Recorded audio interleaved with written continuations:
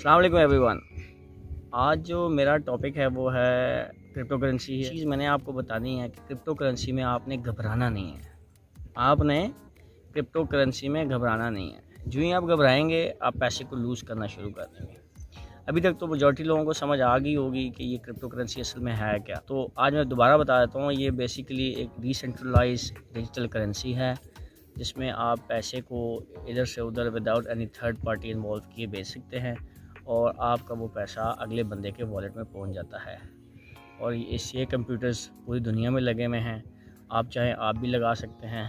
वही कंप्यूटर से आप उस माइनिंग प्रोसेस को आगे ट्रांजैक्शंस को ट्रांसफ़र कर सकते हैं और इसी तरीके से ये एक नेटवर्क चलता रहता है। और बेसिकली क्रिप्टो करेंसी में मेरा आज जो इस वीडियो बनाने का मकसद ये है कि मैं आपको उसके फ़ायदे और नुकसानात बता सकूँ। अभी पिछले महीने 2 महीने से जिस बंदे ने भी क्रिप्टो में इन्वेस्टमेंट की थी रिसेंटली, यानी कि जिसने अभी रिसेंटली पैसे डाले थे, उन्होंने फ़ायदा कमाया। लेकिन अभी कोई 15, 20, 25 दिन से जब से चाइना का न्यूज़, इंडिया का news, majority of the institutions के न्यूज़ जो कि बैन कर रहे थे क्रिप्टो करेंसी को, जो कि न्यूज़ फैला रहे थे, बैन किया नहीं किया या उस न्यूज़ को और ज़्यादा आगे फैला रहे थे, उस न्यूज़ की वजह से क्रिप्टो करेंसी में काफ़ी बोचाल मचा और वो डाउन की तरफ जाना शुरू हो गई, यानी कि उसका वैल्यू कम होना शुरू हो गई। उस कम वैल्यू होने की वजह से ये हुआ कि लोगों ने सेलिंग करना शुरू कर दी। जिस उस पैनिक सेलिंग की वजह से करेंसी की वैल्यू और डाउन होती गई और इस टाइम वो तकरीबन 15 दिन से वो इस टाइम स्टेबल है, ना बहुत ज़्यादा ऊपर जा रही है ना बहुत ज़्यादा नीचे जा रही है।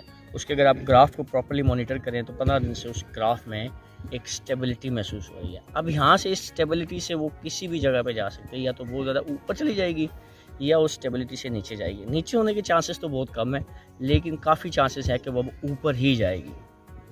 अब मैं आपको बताना चाहता हूँ कि इसमें लोग गलतियाँ क्या कर रहे हैं। सबसे पहली बात तो यह है कि आपने पैनिक सेल जब किया, घबरा गए, भाई मेरा तो पैसा अब जाने लगा है तो मैं इसको अब सेल कर दूँ। वो आपने जब सेल करने की तरफ आप भागे हैं, वो करेंसी को और नीचे लाते उसको नीचे डंप वाली पोजीशन पे आ रही है।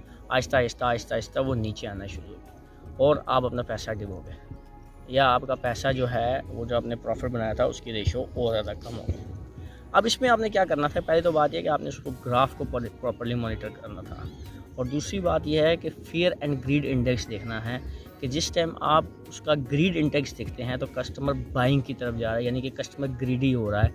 एक्सट्रीम ग्रीड का मतलब है ज़्यादा ग्रीडी हो रहा है।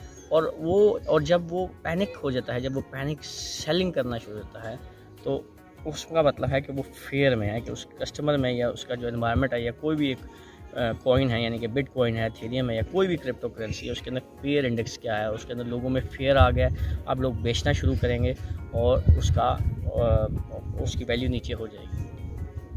और दूसरी बात यह है कि इस चीज़ में इंस्टीट्यूशंस बहुत ज़्यादा इन्वॉल्व होते हैं।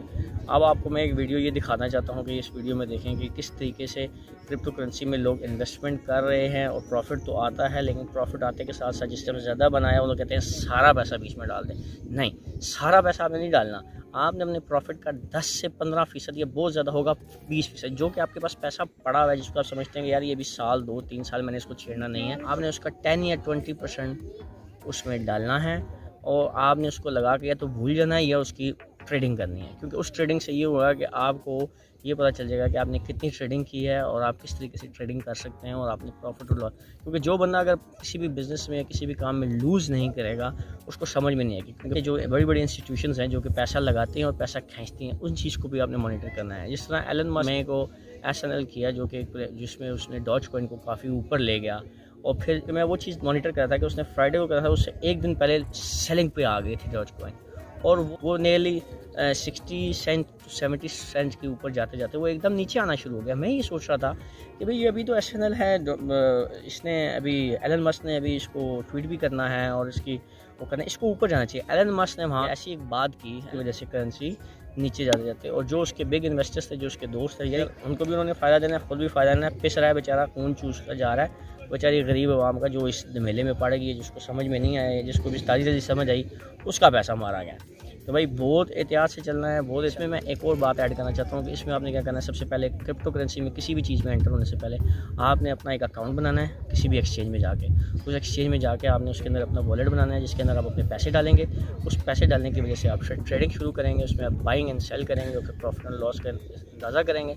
उसके बाद जब आप उसको प्रॉफिट और लॉस, जब अगर आपको प्रॉफिट हो जाता है, जो भी अमाउंट आपने करना है या इवन लॉस है या जो भी आपके सक्सेस है, जिसमें आपने विड्रॉ करना है तो आपने विड्रॉल करना है और कौन सी करेंसी कितनी अमाउंट में आपने विड्रॉ करनी है, फिर आपने अपने वो उस करेंसी में वापस डाल देनी है या उस अकाउंट में आपने वापस डालनी है जहाँ से आपको है, फिर आप दोबारा इसी तरह ट्रेडिंग करेंगे। इसके लिए मैंने पहले भी लिंक्स शेयर किए हैं जो कंपनियां हैं जो कि, और काफ़ी रेफरल लिंक्स भी मैंने आप शेयर किए हैं अपनी लास्ट वीडियोस में, आप पढ़ ली उसमें से भी देख सकते हैं। अगर आपको मेरी ये वीडियो पसंद आई है तो इसको आप आगे फॉरवर्ड ये शेयर करें। अगर आपके ये किसी काम नहीं आ सकती तो शायद मुमकिन है ये किसी और के काम आ जाए और वो इससे फ़ायदा उठा सके। अपना बहुत बहुत ख्याल रखिएगा। अल्लाह हाफ़िज़।